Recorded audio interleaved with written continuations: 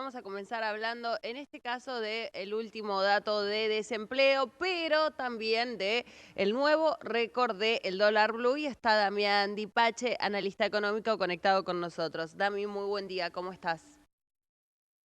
Buen día, Ro, ¿cómo estás? Un placer hablar con vos.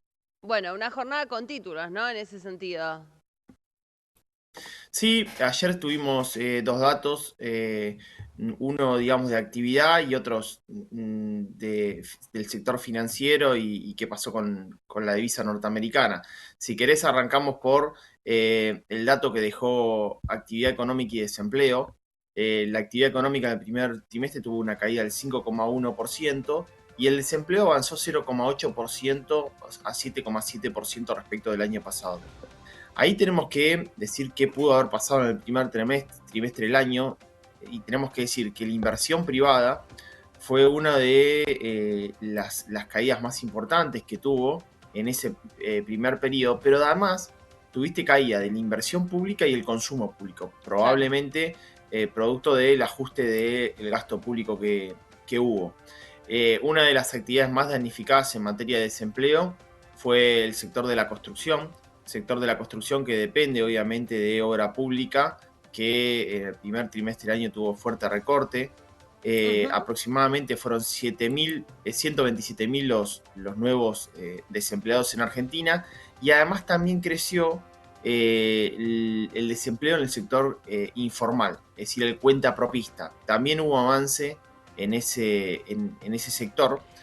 Y déjame decir un dato Sí. más, que es que los jóvenes, estoy hablando hasta 29 años porque pone un desagregado, el INDEC muy interesante, los jóvenes hasta 29 años fueron los que efectivamente peor la pasaron. ¿Por qué? Porque el desempleo en el empleo joven, el desempleo pasó al 14%. Claro, ahí sí es un número más representativo, Dami. Pensaba en qué otro análisis se puede hacer sobre la cifra. Decías 7,7% para este primer trimestre en comparación a un 5,7% de fines del año pasado.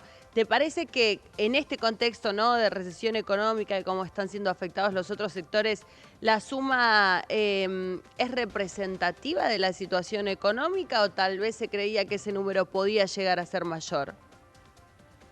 Bueno, fíjate que si vos lo analizás frente a el último trimestre de diciembre del 2023, digamos, el avance del desempleo es mayor. Si lo analizás en términos interanuales, Ujú. es de 0,8% arriba. Y yo creo que ahí también hubo una parte donde la actividad económica en el primer trimestre del 2023 también tenía una fuerte contracción. Y cuál fue el estímulo que obtuvo en la última parte del año y sobre todo en el último semestre del 2023. Bueno, el estímulo fue el motor público, porque efectivamente se derivó, recordarás, en un aumento de la inversión pública y el consumo Ujú. público a los efectos de tratar de traccionar a diferentes sectores, sobre todo los sectores más socialmente dedicados, a través de incremento de sumas en planes sociales, asignación universal por hijo, Claro. el plan potenciar, etcétera. Eso derivó a que el consumo privado crezca un poquito y la actividad económica crezca en la última parte del año. Pero si vos lo ves en términos interanuales, bueno, el desempleo creció 0,8% y yo creo que eso prácticamente tiene mucho que ver el recorte del gasto público Claro. que implementó el actual gobierno, Y ¿no? decías también el otro tema, adentrándonos un poco en ese análisis, la construcción como uno de los sectores más afectados, obviamente por el cese de la obra pública, situación que rápidamente podría revertirse teniendo en cuenta lo que pueda suceder esta semana con la ley bases, ¿no? Y la posibilidad de que a cambio de la ley se reactiven también obras en las provincias. Bueno, yo creo que ahí hay dos situaciones. De la ley base dependen dos tipos de obra. Una obra privada podría derivar del blanqueo si efectivamente también avanza bienes personales, porque sin bienes personales no va a haber un buen blanqueo. Claro. Eso va a traccionar la obra privada. Y por otra parte, paquete fiscal es bastante coparticipable. Por lo cual, de esa coparticipación que puedan obtener las provincias, parte probablemente vaya por la propia provincia derivada a obra pública a partir de la obtención de recursos, que hay obras que están efectivamente paralizadas. Y cuando vos analizás el caso de Ganancias, que Ganancias también está ahí en un supuesto de vuelta a aprobar en diputados respecto al rechazo que obtuvo en el Senado, yo digo que ahí hay entre 2,5 y 3 billones de pesos que también son coparticipables. 937 mil millones de pesos van al Tesoro Nacional, pero hay 1,6 billones de pesos que van a las provincias. Y eso es un número Claro. muy importante que también está en juego. Parte de esa distribución también iría a obra pública que está frenada, por lo cual probablemente si se aprueba la ley bases, la actividad en el sector de la construcción, que está muy pero muy deteriorada, probablemente comience a recuperar, ¿no? El otro gran tema es el dólar, ¿no? Mucha expectativa por lo que pueda pasar con ese número. Nuevo récord, ¿no? 1.330, ese es el máximo nominal histórico para la cotización. Exacto, un nuevo récord que si vos lo ves en términos del acumulado del año, bueno, el dólar avanzó un 33% Sí. Y la inflación fue del 80%. ¿De cuánto es este dólar de 1.330 en términos históricos? Bueno, si nosotros lo ajustamos por inflación, un buen informe de AMF muestra que en preelecciones del 2023, este mismo dólar de 1.330 era de 2.340. Claro. Si vamos al peor momento del salto cambiario, que fue en octubre del 2020, en el medio de la pandemia, este dólar de 1.330 hubiese sido de 1.980 pesos. El famoso dólar se va a 3.000. Bueno, eso fue en octubre del 2020. No quiero decir que con esto que el dólar está retrasado, porque siempre genera una tensión. Lo que sí digo es que evidentemente hemos transitado peores momentos respecto de la cotización paralela de lo que estamos viendo, pero siempre los saltos nominales Claro. generan tensión en el mercado, generan incertidumbre y bueno, hoy con un rendimiento real negativo que te da la tasa de interés de un plazo fijo, algunos pesos pueden estar yendo ahí, pero también parte del aguinaldo también está yendo al Eso, dólar, ¿no? eso te iba a preguntar, ¿con qué crees que tiene que ver el aumento concretamente? Si tal vez sea eso, ¿no? Que en este momento hay más pesos por el tema del aguinaldo. Si tiene que ver tal vez también con el contexto económico-político, te diría en realidad, ¿no? Incluso con lo que había dicho en su momento Javier Milei, que por ejemplo el aumento de la inflación para este mes va a tener que ver también con el contexto político. En realidad con tarifas sabemos todos bien, ¿no? Pero si es que hay en esta semana en particular, también cuando se espera que el jueves el gobierno tenga o no su ley, se está trasladando tal vez este ruido al mercado. Yo creo que ahí los fundamentos tienen que ver con varios condimentos. Cada agente económico toma una decisión por algo en particular, pero creo que hay una sumatoria de factores. Una es medio aguinaldo. Nosotros le preguntamos si hicimos un relevamiento, que de hecho lo habíamos visto Ro acá, de qué es lo que iba a hacer los argentinos con el aguinaldo, Sí. y nos llamó la atención que el 25% de los argentinos iban al dólar. Casi te diría por conservadurismo tradicional histórico. Si ven movimiento a la divisa, dicen, che, pero me conviene ir al plazo fijo con mis pesos si quiero ahorrar, o me conviene ir al dólar que solamente en el mes de junio avanzó 8,6% y la tasa del plazo fijo te da 2,3%. Bueno, muchos dicen, bueno, prefiero hoy ir al dólar. Otra parte, muchos frente a las vacaciones de invierno también cambian a dólares si te tenés que ir al exterior. Las reservas del Banco Central de la República Argentina no están logrando acumulación de las reservas y la liquidación del campo está muy trabada. O está no al ritmo que debería tener, por lo cual creo que ahí hay una situación donde hay una tensión sobre la curva futuro de esas reservas del Banco Central de la Claro. República Argentina. El mercado dice, bueno, ¿qué va a pasar con el tipo de cambio? Yo creo que ahí ley bases también puede destrabar y ante el eventual levantamiento del cepo.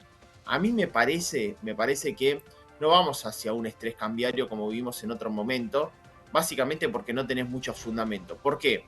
Porque el dólar es el excedente del ingreso del argentino que pueda derivar al ahorro.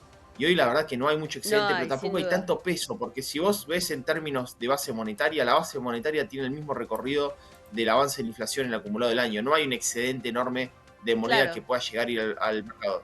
Ok. Y pensaba esto que decías que me parecía interesante, si está o no atrasado el tipo de cambio, no solo lo que tiene que ver, ¿no?, con la cotización de los paralelos, sino en concreto con el dólar oficial. Esta semana, digo, está cada vez más presente eso, ¿no? No se sabe si tendrá que ver con lo que plantea el Fondo Monetario Internacional, ¿no? O con esto que vos decías respecto de las flexibilizaciones que pudieran ir en torno al cepo, cómo sería la cotización, también el resultado que tiene este dólar también para los sectores exportadores. ¿Qué podemos decir en ese sentido? Yo digo que ayer hablaba con un productor, ¿no? A ver. Entonces el productor me decía, el productor ganadero me decía, perdón, del agro me decía, mirá, nosotros hoy, si tenemos que liquidar, es porque tenemos que liquidar, porque tenemos que pagar el arriendo, o sea, tenemos que Ujú. pagar el alquiler de las hectáreas que alquilamos para nuestra siembra y cosecha. Tenemos que pagar insumos y materias primas, pero no estamos liquidando porque efectivamente tenemos un buen precio en el mercado. Estamos liquidando para bancar. O sea, sí, eh, y por delante hay 3 escenarios futuros que tienen probabilidad digamos, de sucederse en el tiempo. Una tiene que ver con levantamiento del cepo, y si vos levantás el cepo, el tipo de cambio va a ser mayor. Otra tiene que ver con la eliminación del impuesto a país. Quiere decir que si yo voy a importar más 17,5%, bueno, prefiero liquidar cuando no tenga que utilizar esos dólares más 17,5% para importar Claro. insumos y materias primas que necesite para el agro. Y la tercera, la eliminación de las retenciones, que me parece que es parte de un mediano o largo plazo para poder eliminarlas, a pesar que el presidente la prometió. Entonces ahí yo digo que hay una especie de teoría del juego, porque si el campo está esperando que todo eso suceda, el gobierno está esperando que el campo liquide, porque si no eso no va a suceder. Porque si el campo no liquida y el Banco Central no acumula reservas, no se va a poder levantar el cepo, ¿me entendés? Entonces es un juego de roles muy importante, en el cual de alguna manera va a tener que tener una Sí. síntesis en el cual no termina liquidando. Creo que el contado con liquidación volvió, viste, el ministro de Economía el lunes a reafirmar que el dólar blend no se va a mover. Hoy el dólar blend te da un poco más, daba hace unas jornadas atrás, ¿no? Ujú. Se retroalimentan, ¿no?, estos factores según este análisis que hacías, Dami. La otra posibilidad es el financiamiento externo, ¿no?, en cuanto a la flexibilización en el cepo. Sí, uno podría decir, bueno, ¿por qué el Fondo Monetario Internacional podría, digamos, asistir a Argentina con 10.000 millones de dólares? ¿Para qué? Para que intervenga en el mercado. Ya lo hizo con Luis Claro, Caputo y no tuvo muy buen resultado. sí, Segundo es, bueno, ¿podría girar 10.000 millones de dólares para una dolarización que no quiere? Tampoco le veo mucho fundamento.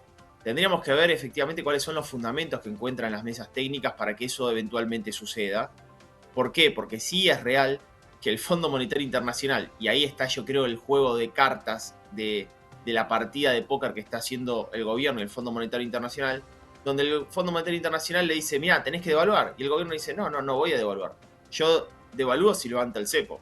Se entiende, ¿no? ujú, Entonces yo creo que ahí tenés que tener esa mirada sagaz política donde el gobierno le dice, mirá, yo para levantar el cepo necesito dólares, ayúdame, que yo voy a devaluar, pero si levanto el cepo, porque si no, no tiene sentido que yo devalúe, porque se me va a ir a precio y no voy a lograr el resultado final, que es el claro. levantamiento del cepo. Y el Fondo Monetario Internacional dice, no, no, pará, devalúa, porque si no devalúas no te van a ingresar dólares, que el Fondo Monetario necesita que ingrese dólares para generar los repagos. Entonces yo creo que ahí hay una situación de También. sagacidad política por parte de Caputo diciendo, no, no voy a devaluar, ayúdame para levantar el cepo, y el Fondo Monetario devalúa, porque si no, no va a tener dólares. Entonces hay una tensión técnica ahí. Ahora, Dami, muy cortito antes de despedirte, una llegada, ¿no? Una nueva llegada de fondos frescos tendría que pasar por el Congreso porque o se puede ampliar el programa que ya está. No, probablemente se pueda ampliar el programa que ya está o mantener el actual donde se adelanten, digamos, Argentina tiene pagos con el Fondo Monetario Internacional. Sí. Probablemente pueda ser dentro del mismo acuerdo fuertes adelantos a los que debería suceder más adelante, es adelantarlos ahora. Mm. Puede ser una parte del programa técnico o ya si es nuevo endeudamiento sí tendría que pasar por el Congreso. Hay que ver cuál es la lógica que se Claro. utiliza para ese proceso, ¿no? Dami, gracias, como siempre, por atendernos y tu análisis sobre estos temas. Un placer, un beso grande. Otro para vos.